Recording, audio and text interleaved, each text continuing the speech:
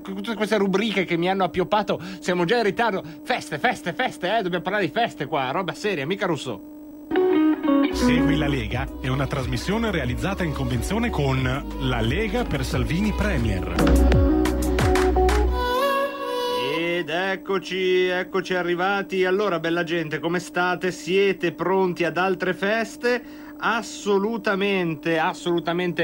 Queste sono feste che ci portano al Veneto prima di tutto. Ebbene sì, grande novità, grazie alla segreteria regionale del Veneto abbiamo modo, e grazie a Maurizio Colombini che non ci stancheremo mai di per l'appunto ringraziare per l'aiuto che ci dà a compilare l'elenco quotidiano. Andiamo in Veneto, sì signori. Allora, le prime feste che sono censite in quel del Veneto sono molto presto. Allora, ne abbiamo una il 20, il 21, il 22 settembre ad Adria, in provincia di Rovigo, all'Adria International Raceway, località Smergoncino, Cavanella di Po. Quindi 20, 21 e 22 non perdetevi la festa della Lega Veneta ad Adria, in provincia di Rovigo. Andiamo invece in provincia di Treviso, perché ci sarà una cena il 20 settembre a Spresiano. Potete già iniziare a mettere la data sul calendario e contattare la segreteria provinciale della Lega di Treviso, anche sui social network, per avere dettagli sugli organizzatori, sui numeri di telefono, insomma tutto quello che serve. Lo stesso vale a Vicenza, a Castelvecchio di Valdagno. Siamo però ben più lontani, siamo il 27 settembre 2019.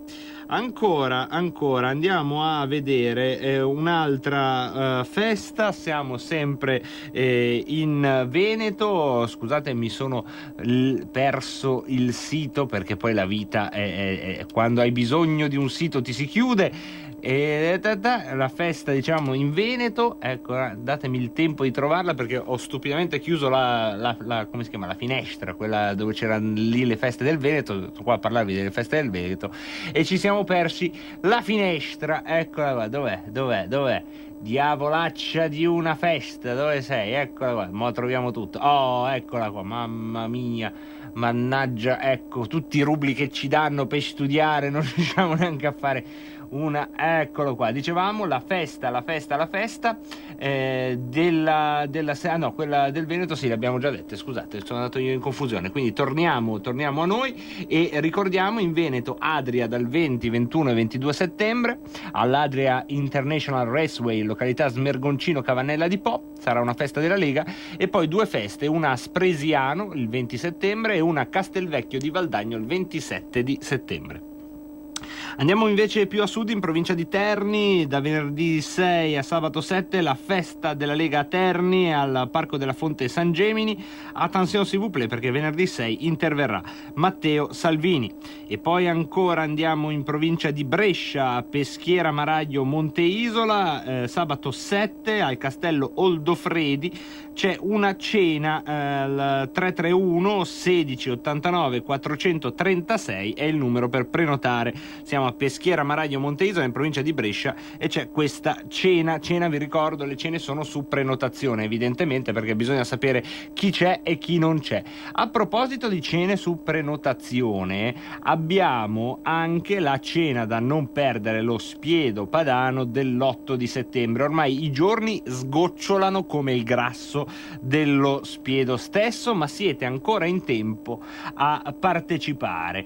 Come fare? Beh, c'è un numero di telefono che tra poco vi do, ma soprattutto dovete prima prendere le coordinate della località Rovato. Siamo sempre in provincia di Brescia e vi ricordo che a Rovato l'8 settembre ci saranno sia Sammy Varin sia Ivan Cardia. Lo Spiedo Padano sarà fatto o con la carne dell'uno o con la carne dell'altro. Come abbiamo già avuto modo di dire, Ivan Cardia è più magrolino, quindi se le prenotazioni saranno in forma ridotta si metterà sullo spiedo vedo Ivan Cardia, però mi sembra che siamo già arrivati a un buon numero, quindi fossi in Semivarin mi farei qualche calcolo, perché probabilmente ci sarà poco tempo per ancora dire la propria opinione. Magovarin, mi sa che l'8 settembre finisce allo Spiedo. Scherzi a parte, per prenotarvi e mangiare la succulenta carne in Semivarin il numero è 338 314 81 10. Ve lo ribadisco ancora: 338 314 81 10. Andiamo avanti con altri appuntamenti. Dal 6 all'8 di settembre a Brugherio, Monza e Brianza, un'altra festa della Lega. Domenica 8 parteciperà il segretario della Lega Lombarda Paolo Grimoldi, mentre da giovedì 12 settembre a domenica 15 settembre ci sarà la festa a Paderno Dugnano, siamo in provincia di Milano, Parco Toti, via Serra.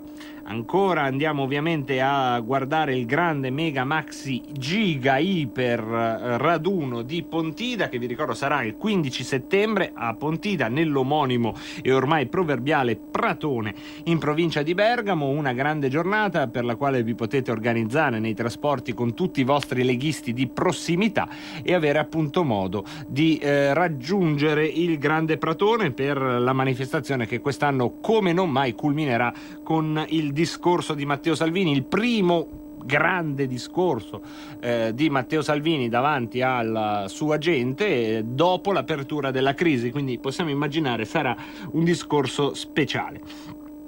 Andiamo poi a vedere a Chiuduno giovedì 19 settembre fino a domenica 22 settembre in provincia di Bergamo, via Martiri della Libertà. C'è un'altra appunto festa della Lega, quindi se volete rimanere a Pontida poi avete modo di spostarvi a Chiuduno. Per un po' potrete ancora spostarvi di festa in festa e non vi mancherà sostentamento. Diamo un'occhiata anche più in là, siamo sempre nella provincia della Bergamasca, da sempre una delle più attive per quanto riguarda le feste. Dal 17 ottobre al 20 ottobre a Bergamo sotto il monte partirà appunto la festa in piazza Santa Maria e sono già segnate le feste della cosiddetta Bergenfrech dal 27 dicembre al 29 dicembre. Ve le butto lì non perché mi immagino che prendiate nota, ma perché è un appuntamento dei più rituali. Queste sono in sintesi le feste che abbiamo in programma e sempre dalle voci delle feste ne approfittiamo per farvi sentire parte della tavola rotonda che si è tenuta nella appena conclusa festa terrentesima Bergenfest della Lega, per l'appunto a Bergamo, e una tavola rotonda a cui hanno partecipato Massimiliano Romeo, Roberto Calderoli e Attilio Fontana, moderati da Aurora Lussana. E allora io direi di andare a sentire una parte di questo evento. Partiamo appunto con le parole di Massimiliano Romeo, poi si sentiranno le altre voci che ho citato, Fontana, Calderoli e per l'appunto Aurora Lussana. Vediamo quanto riusciamo a farvi sentire. Quanto durerà e anche il fatto che con questa situazione definitivamente il Movimento 5 Stelle finisce la sua avventura politica, perché da partito contro la casta, contro le poltrone, diventa il partito del difensore della casta e del difensore delle poltrone, e quindi io penso che forse questa sia una soluzione che definitivamente metta fine anche a questo movimento che insomma è venuto a governare. Abbiamo visto che comunque su tantissime cose ha dato davvero l'idea di non saperci fare e di ribaltare completamente quello che poi aveva promesso e detto in campagna elettorale. Per quanto riguarda la Lega, così lo dico, poi cedo la parola giustamente agli altri, non lo so, io parto sempre da un presupposto, perché poi sento un po' di commenti, capisco che molta gente sia un po' disorientata, qualcuno dice caspita però era proprio il caso di farlo, però non potevate immaginare che Renzi avrebbe fatto una giravolta, che l'avrebbe fatta anche Zingaretti, poi alla fine l'ha fatta anche un po' Berlusconi, perché per un anno ci ha detto staccate la spina e adesso che l'abbiamo staccata ha detto che avremmo consegnato in mano alla sinistra il paese. Insomma, tutte queste giravolte non potevate immaginarvele, ma perché non ci avete pensato e quant'altro. Guarda, io penso che questi calcoli della politica facciano parte un po' non del nostro DNA, cioè io non so, sento sempre dire dalla gente, voi della politici siete cittadini, pensate solo a mangiare e alle cadreghe. Ecco, allora io dico, una volta tanto che si trova un partito politico e con il suo leader Salvini,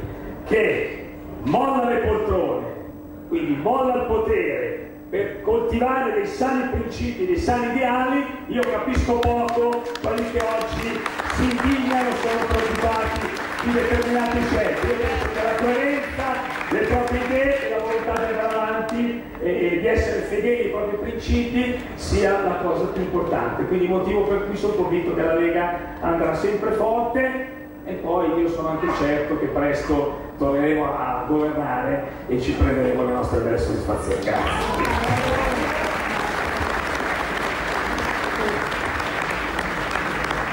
Ancora una domanda per Romeo, telegrafico. Lei è da un anno e più capogruppo al Senato per la Lega, conosce bene i suoi colleghi del Movimento 5 Stelle.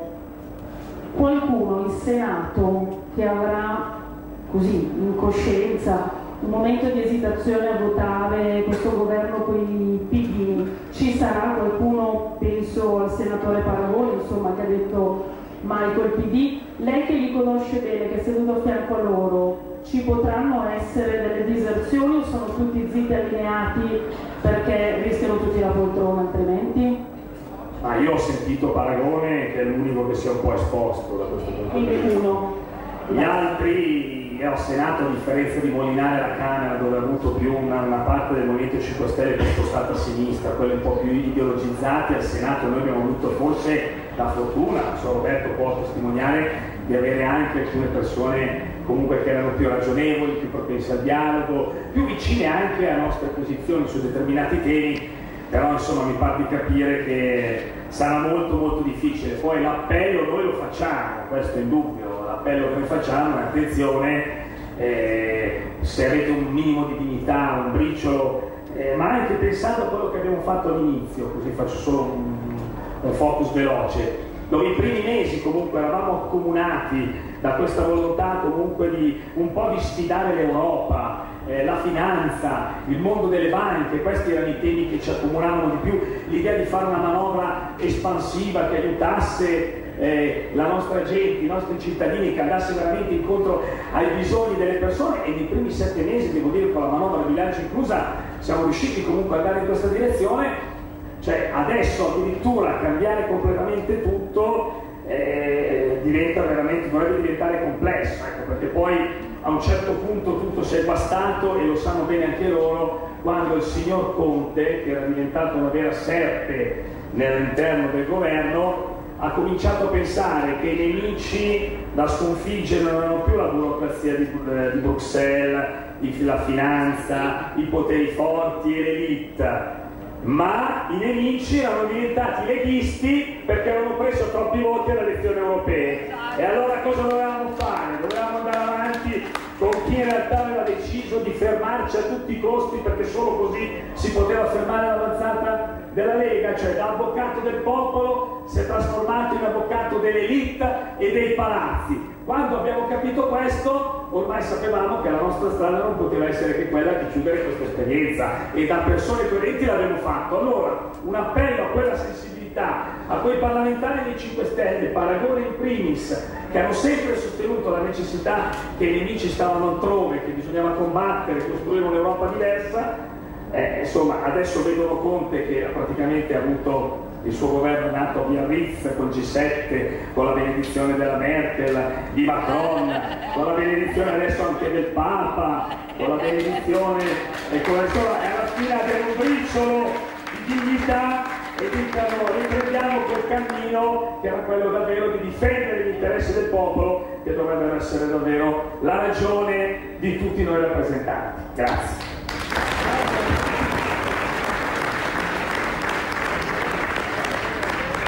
Allora, nell'attesa che nasca questo governo benedetto dalle cancellerie straniere, da Ursula von der Leyen in primis, io credo che, guardo ancora la poltroncina centrale dei senatori, guardo in questo caso il vicepresidente del Senato Roberto Calderoli, credo che stiano già pensando a come muovermi nelle prossime ore, e penso proprio anche all'attività parlamentare che lei, vicepresidente Calderoli, conosce molto nel dettaglio.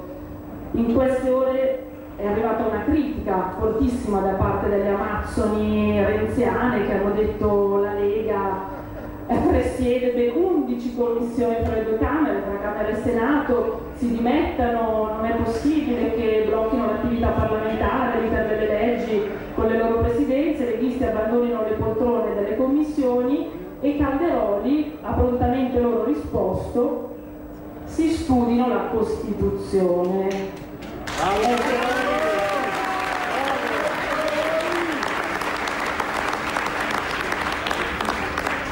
Senatore Calderoli, ci può spiegare che cosa può succedere nelle aule parlamentari nei prossimi giorni e quale sarà il ruolo della Lega? Lo chiedo a lei che conosce nel dettaglio proprio i regolamenti parlamentari.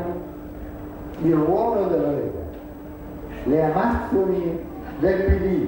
Un tempo c'erano le oggettine, adesso ci sono le amazzoni. Vabbè.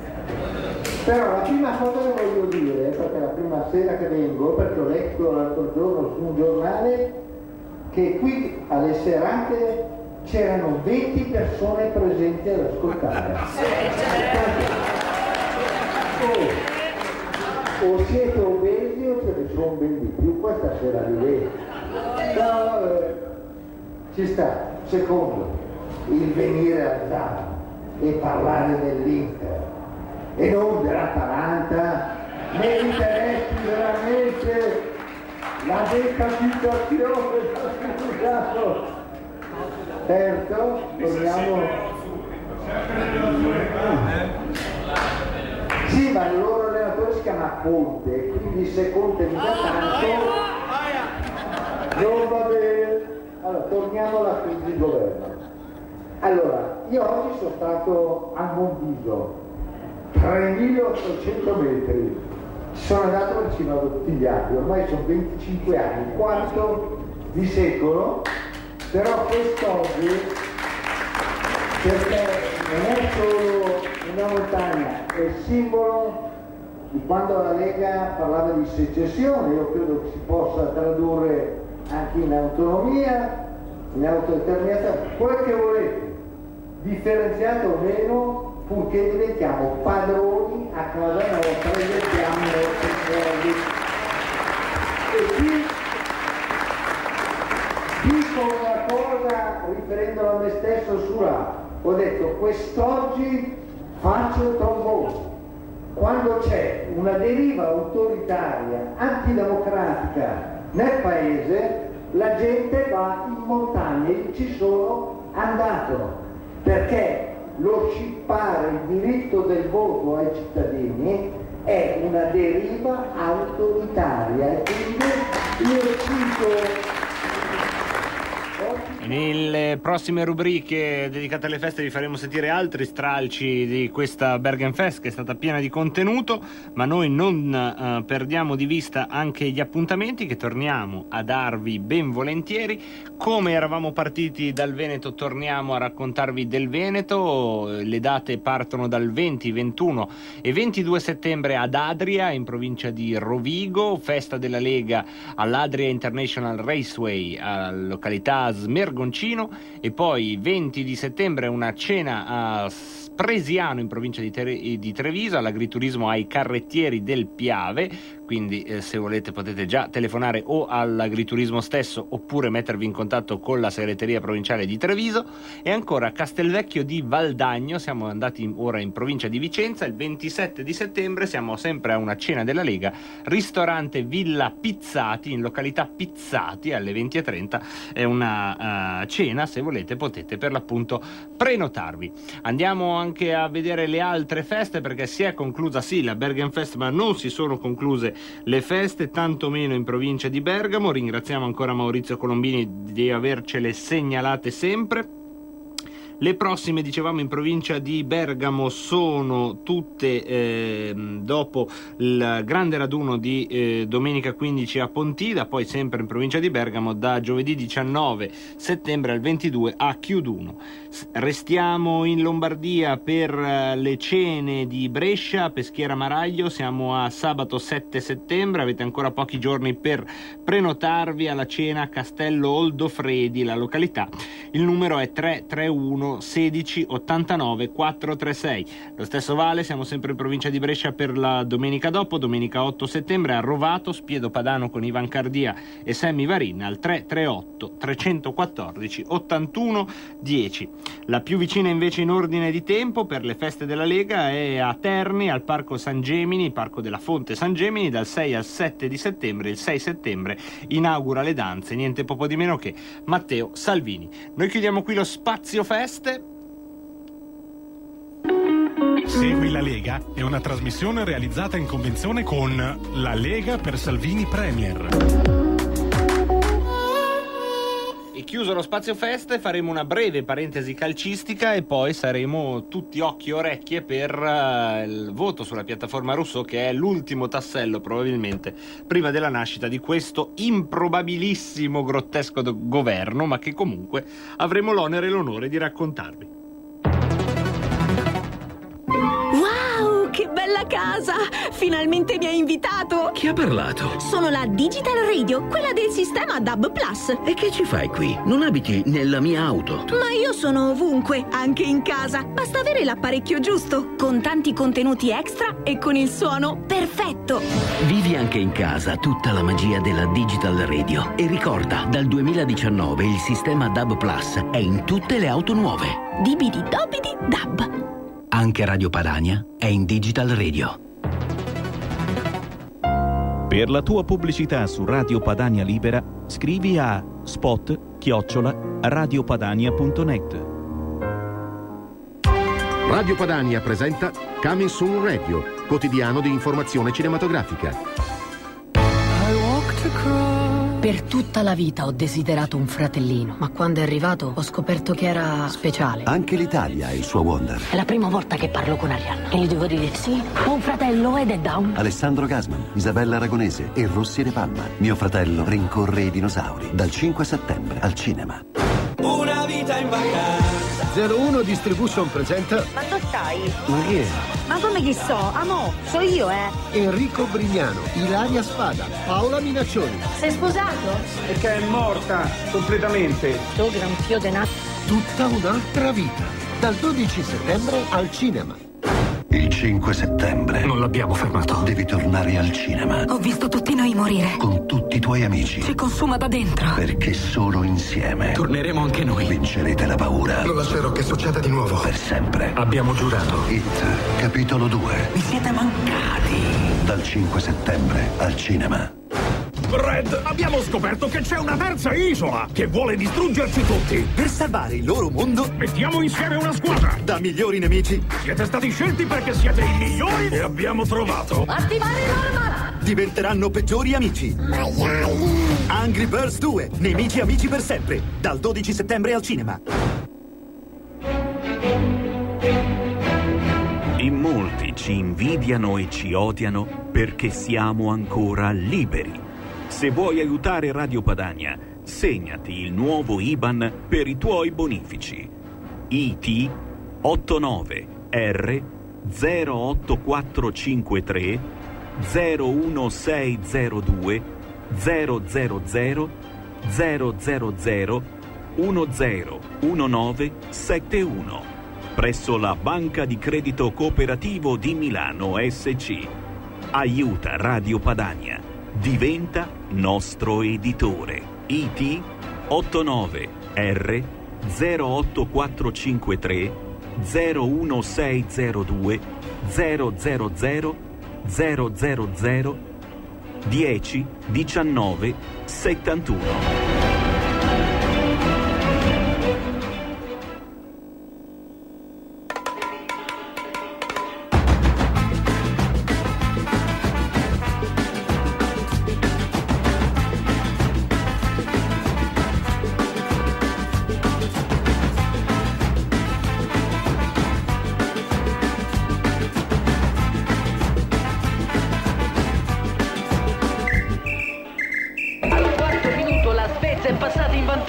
Grazie al gol di Nils Lido, ma il Brasile non demorde e con la sua giovanissima stella. Ed eccoci allo spazio dedicato al calcio, la nostra finestra quotidiana a cura della redazione di cartacantaweb.it. Abbiamo in onda con noi Massimo Canta. Ciao Massimo. Ciao, buonasera a tutti. Allora Massimo, a te è l'onere e l'onore di fare la Polaroid di questo calciomercato che si è concluso ieri. Sì, ieri eravamo presenti fino alla chiusura delle porte del calciomercato e direi che è stata un'ultima giornata, se vogliamo partire da lì, in cui c'è stato già qualche colpo, qualcuno aspettato, qualcuno clamoroso, e senza nasconderci quello di Icardi è chiaro che è quello che ha fatto più colpo. Quindi Icardi che all'ultimo istante, a pochi minuti dalla fine della chiusura del mercato, si trasferisce in prestito al Paris Saint-Germain, quindi un contratto pesante perché l'Inter acquisisce 5 milioni di euro per il prestito e con una clausola con diritto di riscatto da parte del Paris Saint-Germain fissata a 60 milioni di euro. E quindi insomma Icardi dimostra di avere mercato, chi che ne dicessero alcuni ormai è fuori dai giochi, è considerato inaffidabile, si è trasferito a Milano, vuole fare il parassita, in realtà alla fine il colpo ce l'aveva in canna. Sì, è chiaro che quando si parla di Paris Saint-Germain è facile, no? In qualche modo trovare una casa in quella società, perché comunque se pensiamo all'attacco che potrà schierare il Paris Saint-Germain con Neymar, Cavani, Mbappé e Icardi, insomma direi che l'abbondanza la Paterova, quindi va bene, comunque Icardi trova sistemazione, a Milano non poteva più starci per tanti motivi. E oltre al colpo Icardi, insomma c'è stato anche la Roma che ha portato a casa Kalinic e Mkhitaryan là davanti in ruoli importanti, scoperti per questa società. Verdi proprio all'ultimo secondo passa dal Napoli al Torino, che non aveva fatto mercato, però spende parecchio per Simone Verdi e regala questo gioiellino alla società di Cairo che è il betta della classifica. Il Milan riesce con tanta fatica ad acquisire Ante Rebic con uno scambio di prestiti con l'Eintracht Francoforte che coinvolge André Silva, che sembrava non avesse passato le visite mediche nel pomeriggio e creare un po' di difficoltà al mercato del Milan. Alla fine tutto si risolve e Giampaolo ha quella seconda punta che tanto cercava e che era svanita in Correa. Ecco, chi è questo Rebic? Sì. Sembra un po' un oggetto misterioso. Ma neanche tanto, perché comunque ai mondiali l'abbiamo apprezzato, quindi è un giocatore di qualità, piedi buoni, che fa anche gol e che copre quel tassello che era rimasto scoperto nella squadra di Giampaolo, dove aveva adattato man mano qualcuno, e via Cutrone che però non avrebbe ricoperto quel posto, adattando Castillejo in attesa di Correa che non è arrivato, trova in Rebic un valido interprete perlomeno di ruolo, ecco. Certo, poi il campo sarà lui a dirci se è stato o meno un buon acquisto. E per il resto, qualcuno aveva già fatto mercato, perché comunque l'Inter direi che è la regina, a mio parere, del mercato, avendo trovato tutte le pedine nei posti che Conte richiedeva e su cui ha pressato fino all'ultimo, ottenendo quello che ha chiesto, a parte Dzeko, però poi è arrivato Lukaku, quindi comunque uno non avrebbe escluso l'altro, però è arrivato Sanchez al posto di Dzeko, quindi l'Inter fa un ottimo mercato, si libera della questione Icardi, della questione Perisic e Nainggolan, quindi aggiusta un po' tutto quello che doveva essere sistemato per fare un buon campionato, una buona Champions. La Juventus si trova invece qualcuno ancora in casa che aveva messo apertamente sul mercato fino all'ultimo, e di oggi con l'esclusione addirittura della lista Champions di Mario Mandzukic e di Emre Can, quindi due pezzi da 90 che non faranno la prima parte. Come te lo sei spiegata questa scelta? Soprattutto Mandzukic, insomma, sembrava una pedina fondamentale per il centrocampo bianconero. Mandzukic è un giocatore che io avrei voluto nella mia squadra, perché sa fare tutto, sa sacrificarsi sulla fascia come ha fatto per anni per Allegri, però all'occorrenza messo davanti nel suo ruolo che ricopriva il Bayern è uno che fa gol pesanti sempre e non manca mai di impegno se è in condizione fisica, è sempre oltre la sufficienza, quindi però ha fatto delle scelte probabilmente, sicuramente, anzi non è una pedina che nel gioco di Sarri poteva esprimersi al meglio, così come qualcun altro che però è rimasto. Vedremo Dybala cosa farà, visto anche le condizioni di Higuaín, sia fisiche che psicologiche, quindi però la strada è lunga. Ti faccio quest'ultima domanda, poi purtroppo lo dico perché è interessante oggi parlare di calcio, ma giustamente l'attualità ci chiama. Ma Higuaín, un altro oggetto misterioso, sembra che quando gioca con Sarri rinasca. Sì, neanche proprio così, perché comunque al Chelsea l'abbiamo visto poco. Credo che rinasca adesso in una squadra in cui si era ormai integrato perfettamente, è una squadra in cui lui ha creduto nello trasferimento da Napoli alla Juventus, dove ha fatto bene, perché è chiaro che non si poteva pretendere 36 gol con cui si era presentato Torino, però ha fatto tanti gol comunque nelle 2 stagioni disputate a Torino. Al Milan si era presentato bene l'anno scorso perché è arrivato più asciutto di quanto lo vediamo adesso, però sicuramente soffriva dal punto di vista psicologico, da quel lato è debole, e quindi adesso sta bene, è convinto, l'abbiamo visto con i gol che ha fatto domenica, 3 gol, quindi Higuaín secondo me è tornato. È tornato, e questo ovviamente è una pedina in più, se anche se gliene mancassero alla Juventus. Esatto.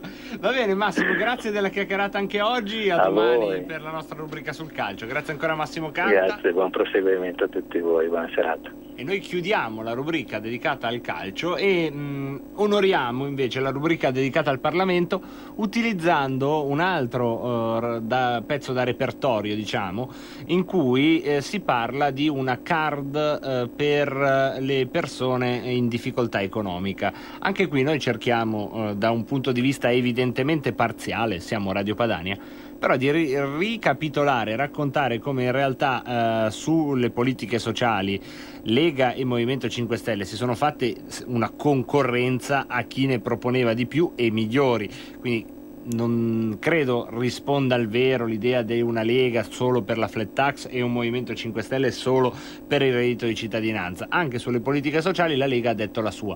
L'ha detto la sua con una storia precisa, con dei parametri e dei limiti che rispondono a radici che vengono da tante amministrazioni locali e che poi sono diventate per 14 mesi anche maggioranza di governo. Andiamo a sentire quindi questo spazio Parlamento proprio sulle politiche sociali. Qui Parlamento. A posto? Ok. Scusami. Grazie Presidente. La proposta di legge oggi all'esame in questo ramo del Parlamento dispone interventi al fine di sostenere e promuovere la lettura quale mezzo per lo sviluppo della conoscenza, la diffusione della cultura, la promozione del progresso civile, sociale ed economico della nazione, la formazione e il benessere dei cittadini. Può sembrare strano parlare di libri e di lettura nella società contemporanea, dove sembra ci sia poco spazio per leggere per passione e poco desiderio di farlo. Questo è il tempo della tecnologia e dei grandi mezzi di comunicazione, come i social network, che assorbono la maggior parte del nostro tempo e dei nostri interessi.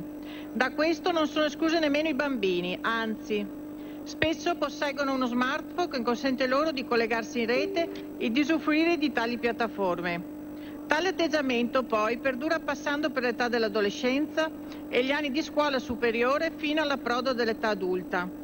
Se fermassimo per strada dei giovanissimi chiedendo il titolo dell'ultimo libro letto, pochi saprebbero rispondere perché la lettura non rientra tra gli interessi e le attività principali. La loro lettura in molti casi si limita a quella imposta dallo studio scolastico. Quando ero bambina, per mio padre, ogni occasione diventava momento per regalarmi un libro, dall'influenza al compleanno. I libri con il loro profumo sono diventati una grande attrazione. Mi hanno fatta crescere sognando e visitando molti mondi con la fantasia, ed anche ora lo fanno, anche se ora leggo anche i book che condivido con i miei figli. Vari studiosi concordano nel sostenere l'importanza della lettura già a partire dall'infanzia. Oggi la maggior parte degli esperti sono concordi nell'affermare che i principali vantaggi derivanti dall'iniziazione alla lettura sono i vantaggi cognitivi, La lettura è da considerarsi una vera e propria palestra in cui si può allenare la mente. Il leggere abitua i bambini a pensare a realtà possibili e diverse dalla propria, a provare ad anticipare con l'immaginazione quello che succederà, ad esercitare la propria capacità di problem solving nel momento in cui, mettendosi nei panni dei protagonisti, provano a pensare a cosa potrebbe fare per cercare di risolvere i loro problemi. In questo senso si può dire che la lettura stimola la fantasia dei nostri bambini e allarga il loro orizzonte di pensiero. Poi ci sono i vantaggi emotivi. La lettura amplia il ventaglio delle emozioni che una persona può conoscere dandogli un nome. È proprio attraverso la lettura che si può parlare ai bambini di emozioni difficili, sia da comprendere sia da accettare. Le storie dei protagonisti, infatti, permettono di trattare gli stati d'animo particolari, anche molto intensi e in alcuni casi dolorosi. Inoltre la lettura stimola la cosiddetta empatia, ovvero la capacità di mettersi nei panni dell'altro e di comprendere ciò che sente e ciò che prova. Esso è la base di qualsiasi relazione. Entrando nel merito del testo, tra le misure previste dal testo uscente dalla Commissione c'è il Piano Nazionale d'Azione per la promozione della lettura. Nell'individuazione delle priorità del piano si tiene conto delle seguenti finalità: diffondere l'abitudine alla lettura e favorire l'aumento del numero dei lettori, valorizzando l'immagine sociale del libro e della lettura anche attraverso attività programmate di lettura comune e pratiche fondate sulla condivisione dei testi e la partecipazione attiva dei lettori, promuovere le frequentazioni di biblioteche e librerie, nonché la conoscenza della produzione libraria italiana, valorizzare e sostenere le buone pratiche di promozione della lettura realizzate da soggetti pubblici e privati, anche in collaborazione tra loro e in particolar modo quelle tra le istituzioni pubbliche, gli operatori e le associazioni professionali del settore librario, favorendone la diffusione nel territorio nazionale. Valorizzare e sostenere la lingua italiana, favorendo la conoscenza delle opere degli autori italiani e la loro diffusione all'estero, anche tramite le biblioteche. Valorizzare la diversità della produzione editoriale nel rispetto delle logiche di mercato e della concorrenza. Promuovere la formazione continua e specifica degli operatori di tutte le istituzioni coinvolte nella realizzazione dello stesso piano. Promuovere la dimensione interculturale e plurilingue della lettura nelle istituzioni scolastiche e nelle biblioteche. Promuovere la lettura presso i teatri, all'interno delle programmazioni artistiche e culturali, nonché durante i festival. Prevedere interventi mirati per specifiche fasce di lettori e per i territori con più alto tasso di povertà educativa e culturale, anche al fine di prevenire o di contrastare fenomeni di esclusione sociale. Tra gli altri strumenti aventi le finalità di sostegno e valorizzazione alla lettura, vorrei citare i patti locali per la lettura, la Carta della Cultura e le modifiche della legge Levi del 2011 sul prezzo dei libri. I primi prevedono interventi finalizzati a aumentare il numero di lettori abituali. La seconda è destinata all'acquisto di libri, anche digitali, muniti di codice ISBN, nonché di prodotti e servizi culturali da parte di cittadini italiani e stranieri residenti nel territorio nazionale e appartenenti a nuclei familiari in condizioni disagiate. Grazie anche a una proposta di legge abbinata a prima firma Belotti, nel gruppo Lega il provvedimento